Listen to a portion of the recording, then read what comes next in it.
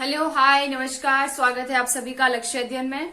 तो चलिए स्टार्ट करते हैं आज का हमारा जो टॉपिक है। टॉपिक शुरू करने से पहले जैसा कि हमारा रिवाज चलता आ रहा है कि हम लोग क्वेश्चन पूछ रहे हैं हर टॉपिक शुरू करने से पहले।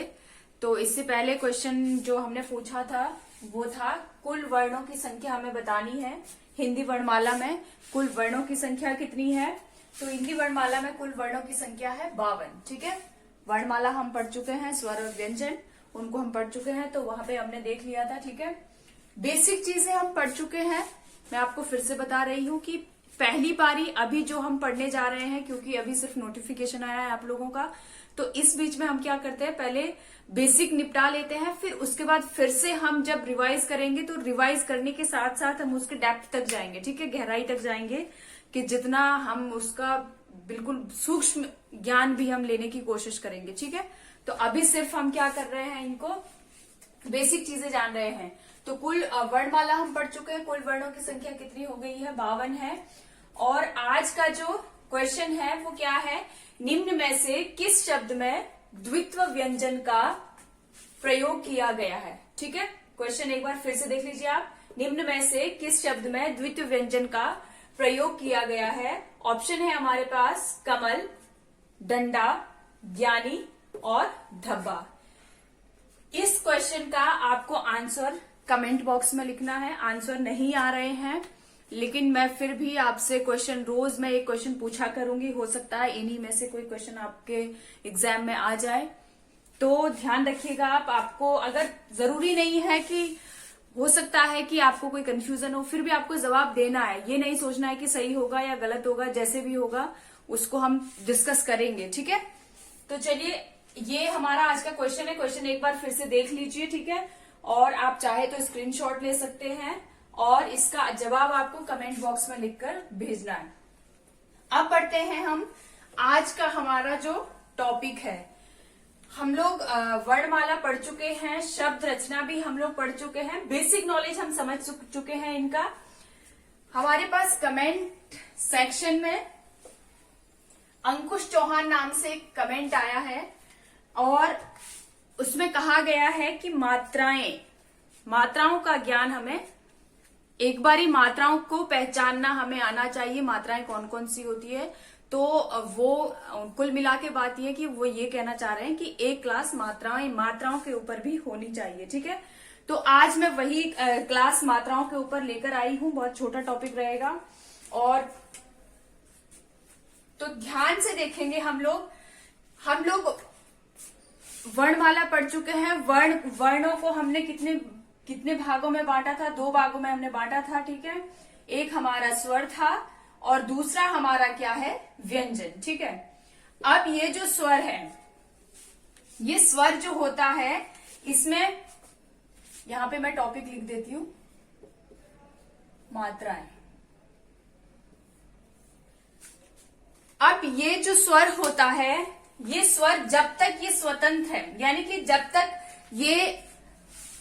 जब ये स्वयं से इसका, अगर इसकी किसी भी शब्द की शुरुआत अगर स्वर से हो रही है तो स्वर क्या करता है, अपना पूरा स्वरूप लेकर आता है। ध्यान से सुनना है आपको। जब भी स्वर से कोई शब्द बनना शुरू हो रहा है, ठीक है, किसी भी शब्द की शुरुआत जब स्वर से होती है तो ये जो स्वर होता है ये अपना अस्तित्व पूरा लेकर आता है। लेकिन अगर क्या होता है कि जो शब्द हमारा बनने जा रहा है, वो जो शब्द है वो व्यंजन से उसकी शुरुआत हो रही है, तो ध्यान देना है आपको। व्यंजन के साथ क्या होता है, फिर ये जो स्वर होता है, इसका जो अस्तित्व होता है वो किस रूप में आता है, मात्रा के रूप में आता है। ठीक है, आम की जगह अगर मैं काम लिखूं यहाँ पे, तो यहाँ पर जो आ की जो मात्रा है वो किस रूप में आ गई है, आ जो है हमारा वो किस रूप में आ गया है, मात्रा के रूप में आ गया है यहाँ पे। ठीक है, तो यही इसकी परिभाषा भी है। ठीक है, मात्रा विचार जब भी हम करते हैं तो यही इसकी परिभाषा भी है। इसकी मात्रा की परिभाषा क्या कहती है, मात्रा की परिभाषा क्या कहती है कि स्वर जब स्वतंत्र रूप से लिखा जाता है, यानी कि जब शब्द की शुरुआत स्वर से हो रही होती है तो वो स्वतंत्र रूप से लिखा जाता है। जैसे मैंने यहाँ पे लिखा था, अभी इस शब्द की शुरुआत किससे हो रही है, स्वर से ही हो रही है, तो इसमें यहाँ पे हमने स्वर एज इट इज लिख दिया, जैसा स्वर लिखा जाता है, ठीक है। लेकिन जब ये व्यंजन के साथ लिखा जाता है, जब स्वर व्यंजन के साथ लिखा जाता है, तो स्वर का जो अस्तित्व होता है वो किस रूप में आता है? मात्रा के रूप में आता है। समझ जाना है आपको, ठीक है। जैसे हमने यहाँ पर तो हमने आम लिख दिया, अब यहाँ पर मैं क्या लिख रही हूँ? शाम लिख रही हूँ, ठीक है। तो शाम में की जो आ की जो मात्रा है, अब अगर इसका हम अगर हम वर्ण विच्छेद करें तो कैसे होगा? ये व्यंजन हो गया हमारा, ठीक है। और ये आ का जो डंडा है, इसको हम पूरा, अब क्योंकि अलग अलग कर रहे हैं तो आ अब अपने अस्तित्व में आ जाएगा, ठीक है। और ये क्या हो जाएगा? सॉरी, अस्तित्व में नहीं, इसमें आ का क्या हो जाएगा? आ में क्या लगेगा? डंडा ये जो मात्रा है, आ की जो मात्रा है, और आ की मात्रा क्या है? एक डंडा है और ऊपर क्या है? शिरो रेखा है, ठीक है। समझ में आ गया आपको? तो ये क्या हो जाएगा? ये हो जाएगा हमारा शाम। यानी कि जैसे ही ये किसके साथ जुड़ रहा है? व्यंजन के साथ जुड़ रहा है, तो ये जो आ था, ये मात्रा किसकी है? ये आ की ही तो है। तो यहाँ पे आ का स्वरूप क्या हो गया है? इस मात्रा के रूप में आ गया है। कुल मिला के बात यह है कि जब व्यंजन के साथ कोई स्वर प्रयोग में लाया जाता है, तो स्वर का जो स्वरूप है वो किस रूप में होता है? मात्रा के रूप में होता है, ठीक है। तो उन्हीं मात्राओं को हम आज समझेंगे कि कौन कौन सी मात्राएं होती है। और बिल्कुल भी इसमें आपको झिझक नहीं होनी चाहिए कि हमें मात्राओं का ज्ञान नहीं है, या बहुत सारे ऐसे, क्योंकि हमें होता क्या है कि ये सारी चीजें हमने बहुत पहले पढ़ी है, लेकिन जब हम कंपटीशन में उतरते हैं, कॉम्पिटिटिव एग्जाम में जब हम जाते हैं, तो वहां पे यही छोटी छोटी चीजें क्या हो जाती है? गड़बड़ हो जाती है, ठीक है। तो हमें ध्यान देना है। मैं इनको कैसे लिख रही हूं? और ये स्वर, और मात्राएं किसकी होती है? ये तो हम सबको पता है कि मात्राएं किसकी होती है? स्वर की अपनी मात्राएं होती है, ठीक है। चलिए, आ,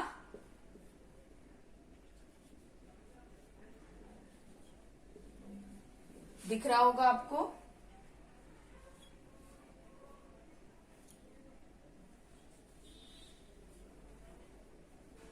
री भी दिख जाएगा, दिख रहा है, ठीक है। अच्छा, इसको थोड़ा पास पास लिख लेते हैं ताकि आप लोगों को दिक्कत ना हो।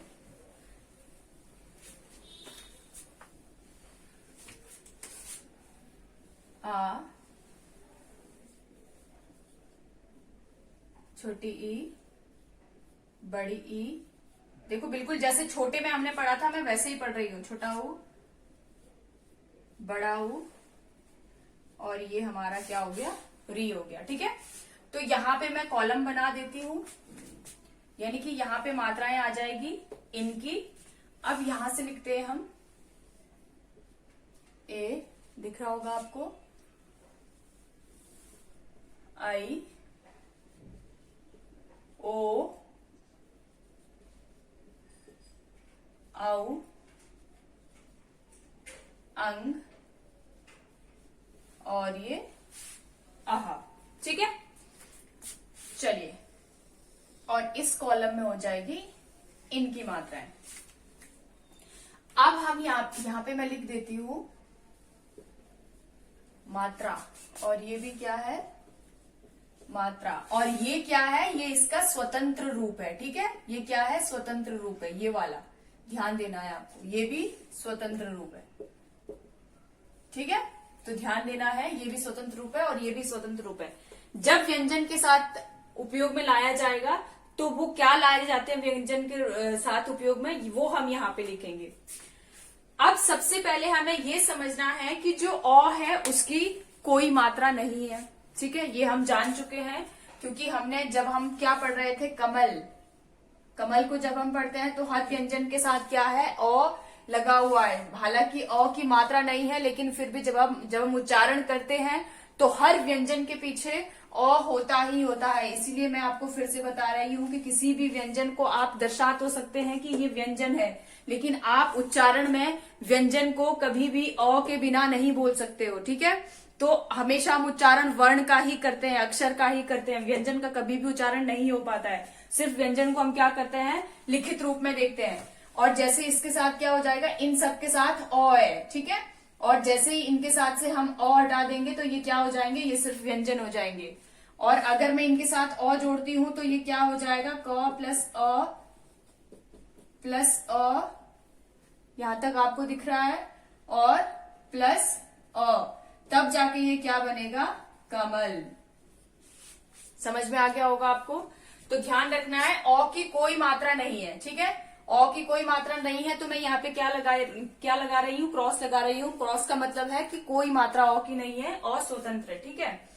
अब हम देखते हैं कि आ को जब हम किसी व्यंजन के साथ लिखते हैं, हमने शाम लिखा, यहाँ पे आपको दिख रहा है, शाम नहीं दिख रहा है आपको, हमने शाम लिखा, ठीक है। और शाम के साथ ये जो मात्रा है ये किसकी है, ये आ की है, ठीक है। तो व्यंजन के साथ क्या हो गया है, इसका अस्तित्व किस रूप में आता है, ये एक शिरोरेखा और एक डंडा, ठीक है। ध्यान देना है आपको। तो ये क्या हो जाएगा, ये आ की मात्रा है। छोटी की मात्रा कैसे लगती है, ये आगे से जो लगती है वो किसकी मात्रा होती है, छोटी की मात्रा होती है, ठीक है। और यहां से बड़ी की मात्रा कैसे होती है, किसी भी स्वर के ऊपर जब पीछे से कोई मात्रा आती है तो वो कौन सी होती है, वो बड़ी की मात्रा होती है। ध्यान से समझना है आपको, ठीक है। ये किसकी मात्रा है, बड़ी की मात्रा है। छोटा ऊ की मात्रा कैसे लगती है, ये सात की तरह जो बनता है वो क्या होती है, छोटा ऊ की मात्रा होती है। और ये जो ऐसे में जो घूम के आती है ये किसकी मात्रा है, ये बड़ा ऊ की मात्रा है, ठीक है। और री की मात्रा कैसे लगती है, ये री की मात्रा है। समझ में आ गया आपको। यानी कि यहाँ पे कृति अगर मैं लिखती हूं तो ये क्या हो जाता है, ये जो मात्रा यहाँ पे लग रही है, कृति में जो मात्रा लग रही है वो किसकी है, वो री की मात्रा है। और यहाँ पे जो मात्रा लगी है इधर से आ रही है, तो देखो यहाँ पे ये जो इधर से मात्रा आ रही है ये किसकी है, ये छोटी ई की है, तो ये क्या हो जाएगा, कृति हो जाएगा, ठीक है। उच्चारण देखो, हिंदी हम शुद्ध क्यों नहीं लिख पाते हैं, बहुत कम ऐसे लोग हैं। मैं तो ये कहती हूँ कि जो हिंदी का जो अध्यापक होगा, जिन्होंने हिंदी, जिनका एमए हिंदी होगा, जिनका ग्रेजुएशन हिंदी होगा, जिन्होंने पीएचडी हिंदी कर लिया होगा, जिन्होंने सब कुछ हिंदी कर लिया होगा, मात्राओं का हेरफेर उनके साथ भी रहता है। क्यों, क्योंकि हमारा जो उच्चारण है वो इतना शुद्ध नहीं हो पाता है, और जो हम बोलते हैं हम लिखते भी फिर वही है, ठीक है। तो ध्यान देना है आपको। मात्राओं में हो सकता है कि कई बार कोई शब्द ऐसे होते हैं कि हमें लिखना, हमें जैसे यहाँ पे मैंने कृति लिख दिया, कई लोग इस कृति को कैसे लिखेंगे, ये ऐसे, क्योंकि उच्चारण ही ऐसा जा रहा है, ठीक है। तो हमें कोशिश करनी है कि उच्चारण को हम सही बोल सके। जब उच्चारण सही होगा तभी हम उसको सही लिख पाएंगे, ठीक है। अब हम आते हैं किसके पास, री की मात्रा हो गई। अब हम किसके पास आ रहे हैं, ए के पास आ रहे हैं। तो ए की जो मात्रा है वो क्या है, ये, ठीक है। एक मात्रा लगती है ऊपर से और शिरोरेखा। आई की मात्रा कैसे लगती है, ए के साथ ए है, एक मात्रा है, और आई की मात्रा डबल होती है, ठीक है। क्योंकि ए की मात्रा सिंगल है और आई की मात्रा क्या हो जाएगी, यहाँ पे डबल हो जाएगी, प्लस शिरोरेखा आ जाएगी। ओ की मात्रा एक मात्रा और एक डंडा, ये किसकी मात्रा होती है, ये ओ की होती है। आओ की मात्रा देखें तो ओ के साथ एक मात्रा है, आओ के साथ दो मात्राएं लगती है, ठीक है। और ये क्या है, आओ की मात्रा है। अंग की अगर बात करें तो अंग की मात्रा ये होती है, ठीक है। और अह विसर्ग, ठीक है। ये क्या है, ये अह है, अंग अह। तो यहाँ ये होती है हमारी मात्राएं, ठीक है। अब अगर मैं यहाँ पे कहूं, अच्छा यहाँ पे मैं एक एग्जाम्पल आपको दे देती हूं कि कैसे लग रही है ये मात्राएं। हाँ, जैसे हमारे पास क्या होता है शब्द कैसे, ये कैसे लिखा हमने, ये, तो इसका अगर हम वर्ण विच्छेद करेंगे, ठीक है, अगर हम इसको अलग अलग वर्ण में लिख रहे हैं तो ये क्या हो जाएगा, क हो जाएगा, प्लस ये आई की मात्रा, ठीक है, प्लस स और प्लस ए की मात्रा, तो ये क्या बन जाएगा, कैसे।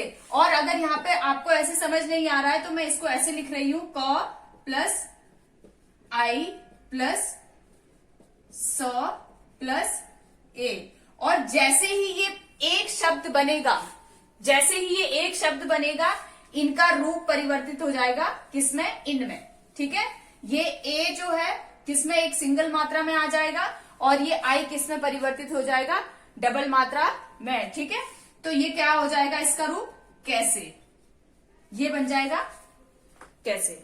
ठीक है, तो ये है हमारी मात्राएं। एक बार आप अच्छे से देख लीजिए कि मात्राएं कैसे लगती है। ये जो सिंगल डंडा होता है, जो हम शाम, शाम, दाम, ये जो डंडा लग रहा है, ये किसकी मात्रा है, ये आ की मात्रा है। ठीक है, ऐसे ही सारी मात्राएं होती है। इधर से जो किसी के ऊपर लगे, किसी भी अक्षर के ऊपर जो मात्रा लगेगी वो क्या होगी, छोटी की मात्रा होगी। और इधर से जो मात्रा लगेगी, यहां से जो मात्रा लगेगी वो कौन सी होगी, बड़ी की मात्रा। ठीक है, और फिर अगर मैं कहूं कि यहां से जो मात्रा ऐसे लग रही है, कुछ में जो मात्रा लगती है वो क्या होता है, छोटा ऊ की मात्रा।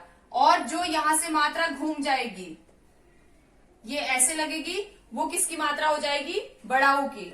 और अगर मैं री का एग्जाम्पल दे दिया है, कैसे का भी हो गया है, कौन, अगर हम कौन की बात करें, ठीक है, तो कौन में कौन सी मात्रा होती है, कौन नहीं होता है, कौन होता है। ठीक है, तो कौन में कौन सी मात्रा लगेगी, ये आउ की मात्रा। और अगर मैं लिखूं सोन, तो सोन में कौन सी मात्रा लगेगी, ओ की मात्रा, यानी कि एक मात्रा लगी, ये सोन हो जाएगा, ये कौन हो जाएगा। और अगर कंगारू लिखो, अगर हम कंगारू लिखते हैं तो कंगारू में कौन सी मात्रा लग रही है, ऊपर अंक की। ठीक है, जो नासिक्य होता है, जहां पे क्या होता है हमारा, हमें लगता है कि नौ का उच्चारण आता है, लेकिन वो आवाज जो होती है वो कहां से आती है, नाक से होती है, तो वो उसको हम क्या बोलते हैं, नासिक्य बोलते हैं। ठीक है, तो उसमें क्या लग जाएगी, ऊपर बिंदी लग जाएगी। तो ये थी हमारी मात्राएं। आशा है आप सब लोगों को समझ आई होगी। नेक्स्ट, मैंने कहा था पिछली वीडियो में आपको कि नेक्स्ट जो हमारा टॉपिक रहेगा वो रहेगा विराम चिन्हों के ऊपर। तो क्योंकि ये छोटा सा ही टॉपिक था, तो मैंने सोचा कि चलो जब कमेंट आ ही रखा है तो इसको कंप्लीट करा देते हैं। तो आशा है आप सब लोगों को समझ में आ गया होगा। कमेंट में जरूर लिखें कैसे लगा, और अगर आपने अभी तक चैनल को सब्सक्राइब नहीं किया तो सब्सक्राइब जरूर कर दें, और वीडियो को अगर पसंद आई है तो लाइक भी जरूर करें, शेयर करें। नेक्स्ट वीडियो में मिलते हैं विराम चिन्हों के साथ। धन्यवाद।